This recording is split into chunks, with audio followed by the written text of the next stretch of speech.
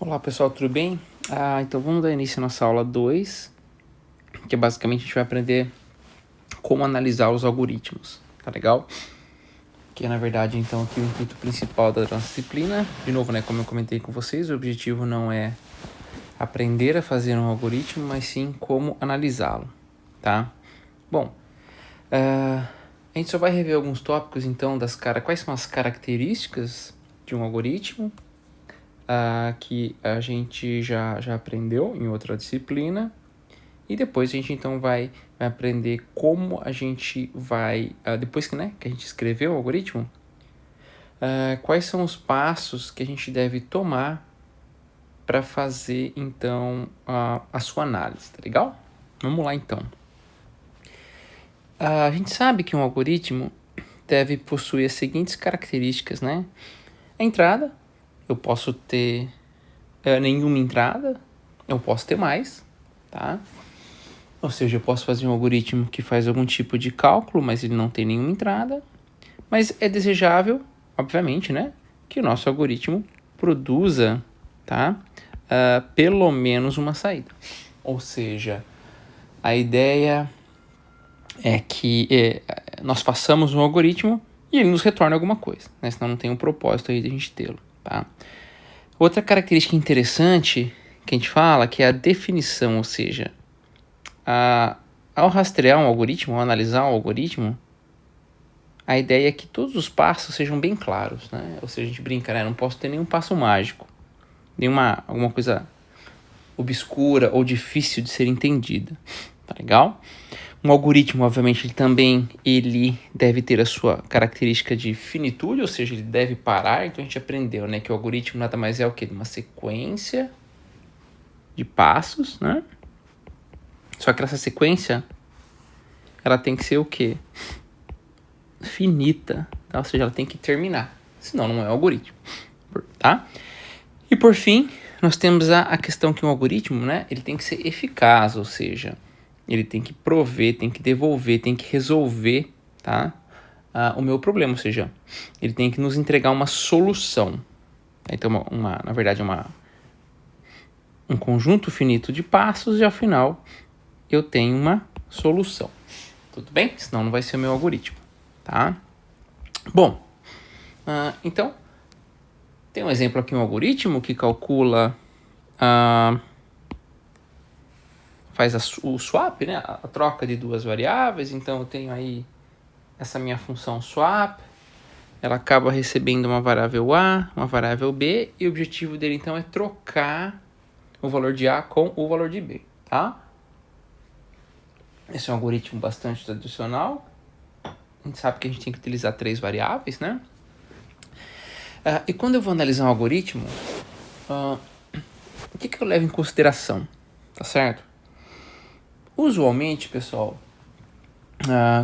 quando a gente vai comparar os algoritmos, a informação mais importante ou a mais considerada é o tempo. Qual algoritmo tem 2 algoritmos A e B, quem é o melhor? Usualmente, quem é mais rápido, tá? Mas eles têm a mesma complexidade. Bom, então a gente vai levar em consideração agora qual deles ocupa menos espaço. Então a informação de espaço, ela vai ser de armazenamento, né? Ela vai ser agora essencial para eu ter um desempate, por exemplo. Tudo bem que eu posso ter aplicações onde o espaço é mais importante do que o tempo. Não há problema, tá legal? Existem outras aplicações onde, olha, o tempo e o espaço não me preocupa, mas eu tenho muita troca de informação entre equipamentos que estão em redes distintas, né? Então o consumo de banda é interessante. Ou o consumo de energia pode ser interessante. Ou, na prática, o número de registradores é interessante para alguns dispositivos portáteis, por exemplo. Então, na prática, a análise do algoritmo pode levar em consideração várias características, tá? Mas na nossa disciplina a gente vai levar em consideração principalmente o tempo, em primeiro lugar, ou seja, o quanto ele demora para executar e quanto de espaço ele consome, tá? Então, na prática, como é que a gente faz essa análise? Vamos supor que cada linha do nosso algoritmo ele tome uma unidade de tempo. Pode ser, por exemplo, 1 segundo. tá? A gente não vai levar em consideração, pessoal, alguns comandos como, por exemplo, a assinatura, né, a chamada da função, e os comandos de abre e fecha. Isso a gente não vai considerar, tá? Então, por exemplo, esse nosso algoritmo swap aqui, quantas linhas de comando ele tem? Né, se eu desconsiderar a assinatura e os comandos de abre e fecha. Então, aqui nós temos 3 linhas, tá? Bom, partindo do pressuposto, então, que cada linha toma uma unidade de tempo, então aqui eu tenho 1 segundo, aqui eu tenho outro 1 segundo, aqui eu tenho 1 segundo, tá? Então, isso aqui vai me dar o quê? 3 segundos, ou 3 unidades de tempo. Então, olha só, o nosso programa aqui de swap, nosso exemplo, ele requer 3 unidades de tempo, ou seja, a função que descreve esse meu algoritmo é f de n igual a 3. Tá? Lembrando, então qual que é o intuito da nossa matéria? Tá, o intuito da nossa matéria é aprender como descrever as funções, né, os algoritmos, perdão, como sendo funções matemáticas. Tá? Então temos que a complexidade de tempo desse meu algoritmo swap exemplo é f de n igual a 3, ou seja, f de 3, né? Ou seja, a complexidade de tempo aí é constante, né? Porque não depende de n. Tá legal? É constante. Mas é interessante a gente deixar claro que, na prática, pessoal, esse processo ele é um pouquinho mais detalhado, né? Então, por exemplo, suponha que eu tenho essa seguinte sentença. Aqui eu tenho uma multiplicação. Aqui eu tenho outra multiplicação. E aqui eu tenho uma soma. Na nossa disciplina, a gente vai generalizar essa sentença como tomando uma unidade de tempo apenas. Tudo bem? Só que na prática, se a gente quiser ir um pouquinho mais a fundo, eu percebo que eu tenho, então, duas multiplicações e mais uma operação de soma e mais operação de atribuição. Ou seja, eu tenho 4 operações, tá? 4 operações. Então, se eu assumir que cada uma toma uma unidade de tempo, como a gente fez aqui, ó, eu vou ter, então, que somente essa sentença vai me tomar 4 unidades de tempo. Tudo bem? Só que para não deixar também isso muito complexo, a gente vai acabar assumindo que essa sentença toda aqui toma uma unidade de tempo. Tudo bem? Lembrando, então, que a gente sempre analisa a complexidade quando o n é grande. Tá? Por isso que a gente acaba, então, esse tipo de complexidade, essas operações, elas acabam ficando um pouco, vamos dizer que elas acabam afetando, elas não afetam muito, perdão, a complexidade do algoritmo, tá? Porque eu sempre considero um valor muito grande de n, ou seja, n é infinito, como a gente tinha visto na primeira aula. Tudo bem? Vamos lá. E com relação à complexidade de espaço, só voltando um pouquinho, quantas variáveis nosso algoritmo tem? Né? Então, vamos lá.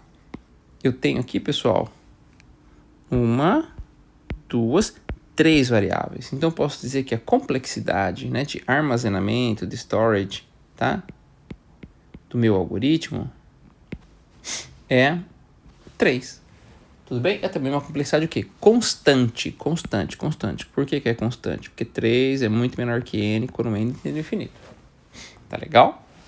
Geralmente, pessoal, a gente acaba representando essa complexidade de tempo, essa complexidade, tanto de tempo quanto de armazenamento, quando ela é constante, a gente denota por esse símbolo aqui, ó, θ1, tá?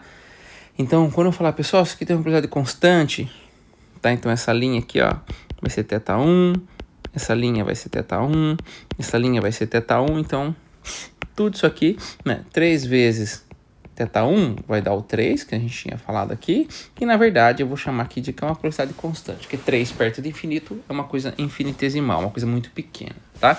Então é importante a gente saber agora que quando eu falar θ1, ou quando eu falar complexidade constante, eles significam, tá? Eles significam a mesma coisa. Tudo bem? É só um simbolismo que a gente acaba utilizando aqui na nossa disciplina, tá? Bom, e como é que então que a gente faz esse cálculo, tá? Então, na prática, Como é que eu analiso a complexidade do meu algoritmo? Tá? No final do dia, o que eu vou ter que fazer? No final do dia, eu vou ter que verificar quantas vezes cada linha executa e fazer uma soma disso tudo. Tá? Então, esse é o método conhecido como método de contagem por frequência. É bem simples. Tá? Então, vamos ver, por exemplo, aqui, ó, esse algoritmo soma. O que ele faz? Ele recebe um vetor e o tamanho do meu vetor. Tudo bem? Vamos lá. Então, eu tenho aqui um contador, que eu vou inicializar ele como 0. Então, a gente sabe que isso aqui é uma complexidade constante, θ1, tá? Esse meu for, pessoal, esse meu comando aqui, quantas comparações ele vai fazer, tá? Então, eu tenho o i vale 0, ele vai até n, ou seja, quando o i for igual a n, ele vai sair do for. Então, ele acabou fazendo n mais uma comparações, tá? Quando eu tenho laços, a complexidade é dada, então, pelo número de comparações ou o número de vezes que esse comando vai executar. Perfeito? Legal. Aqui a gente tem um outro comandinho, que é uma complexidade constante. Bom, se essa comparação, pessoal, ela é feita n mais uma vezes, quantas vezes esse meu comando aqui dentro vai rodar? Ele não vai, então, eu tenho meu vetor A, tá? Tudo bem? Ele não vai passar por todos os elementos do vetor? Ou seja, ele vai rodar n vezes. Tudo bem? Então, como é que ficaria a complexidade do nosso algoritmo? É só fazer a soma, tá? Eu tenho, então, n mais 1, mais n, mais 1, mais 1. Então, tudo isso vai me dar 2n mais 3, e de acordo com a nossa primeira aula, a gente sabe então que 2n mais 3 é uma complexidade n. Tudo bem? 2n mais 3, 2n mais 10, 3n mais 200. A gente sabe então que existe uma família de funções que pertence à complexidade n. Tudo bem, pessoal? Vamos lá então. E já com relação à complexidade de espaço, tá? Então, o que nós temos aqui? Vamos lá. Olha, eu tenho a variável n, que armazena o tamanho do vetor. Eu tenho a variável s, que é o nosso contador. Eu tenho a minha variável i, que é o índice do meu vetor. E tenho minha variável n. Minha variável n, então, é o meu vetor, né? Que tem n menos 1 posições. Então, vamos lá. Meu vetor A, minha variável S, minha variável I e minha variável N, tá? Então, na prática, eu vou ter aqui uma complexidade de N mais 3, N mais 3, N mais 3, que então vai ser uma complexidade da ordem N, né? A gente fala, então, que ele possui uma complexidade linear ao tamanho da minha entrada. Isso que isso quer dizer, né? Se eu tenho um vetor com tamanho n, tá? Isso significa, e a minha complexidade, né, for também n, então eu digo que eu tenho uma complexidade que ela é linear no tamanho da entrada. Tudo bem, pessoal? Legal, vamos lá. Isso aqui vocês podem desconsiderar, que é só um errinho que eu vou arrumar então nos nossos slides depois. Tudo bem? Vamos ver aqui, pessoal, um outro exemplo onde eu calculo a soma de duas matrizes, tá? Então, eu tenho duas matrizes, elas são n, essas minhas matrizes são n por n, tá? Vamos lá. Então, eu tenho o quê? A minha matriz A, a minha matriz B e o tamanho dessa minha matriz. Então, eu sei, a gente viu, né, do outro algoritmo, que esse meu laço aqui faz n mais uma comparações. Esse meu outro laço aqui faz n mais umas comparações. Essa linha, pessoal, quantas vezes ela executa? Para cada valor de i, então tem isso aqui, né? Isso aqui é a minha matriz, né? Minha matriz C. Para cada valor de i, tá? Que vai indexar minhas linhas, eu vou rodando o quê? Tá?